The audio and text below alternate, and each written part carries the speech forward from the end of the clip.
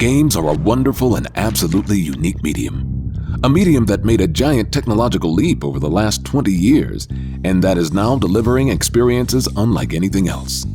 With thousands of titles being released each year on many platforms, the gaming landscape is as thrilling as it is diverse. This really must be the pinnacle of gaming. Yes, it is impressive, but some people think that it's just the beginning, and that games will soon have even more to offer. We at ThingTrunk also believe so, and we want to take part in the shaping of this future. Ironically, our inspiration came from the past. Let's travel back in time.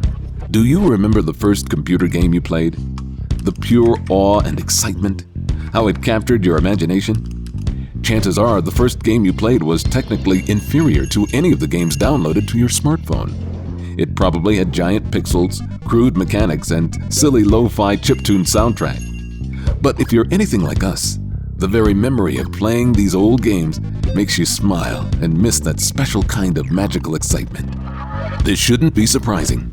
It's not hard to impress a kid, especially one who is presented with a magical adventure machine full of mysterious places and fearless heroes. Very few things can beat discovering for the first time that it is your actions that affect and shape those virtual worlds. Some experiences are simply unrepeatable, and this is why playing games many years later, no matter how technologically superior, is rarely as magical and engaging as it used to be. But what if it could be? What if we could somehow recapture a bit of this magic and make you feel once more like a kid discovering games for the first time? This is our ambition and the core idea behind the series. So, how are we going to do it? Is it really possible? You probably think this must be some kind of dirty trick. Yes, there will be tricks, lots of tricks. In fact, we've dedicated almost 2 years to prototyping new gameplay mechanics and testing different approaches. In the end, we came up with a recipe, a combination of unique gameplay designs and artistic direction that complement each other. Mix that together with uncompromised execution, and it will all create an experience that is engaging and novel, yet still familiar. This all sounds very clever, but who is it for? Will it be any fun to play? Let me answer with a question.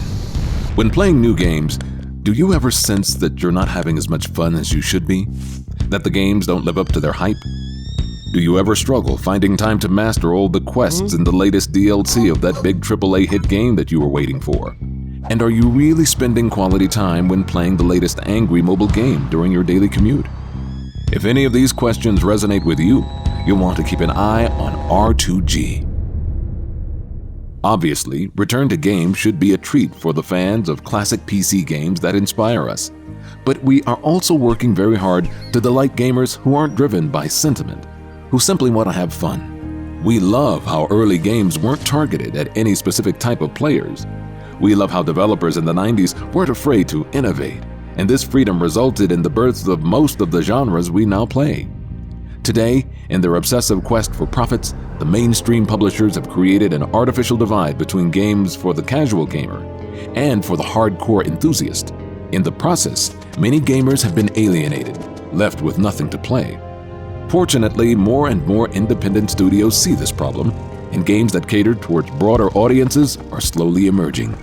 This is the so-called mid-core segment, and we want R2G to be at the forefront of this movement. Games could be so much more. We want this manifest to be a promise and a statement of our passion. Return to Games is an idea that has captured our imagination, and we are working diligently to bring it to life. Will we succeed, and will it really be that good? Well, only time will tell. But we are giving our best, so keep your fingers crossed and visit us often, because you never know when the gates open, and when once more we will all be able to return to games we love.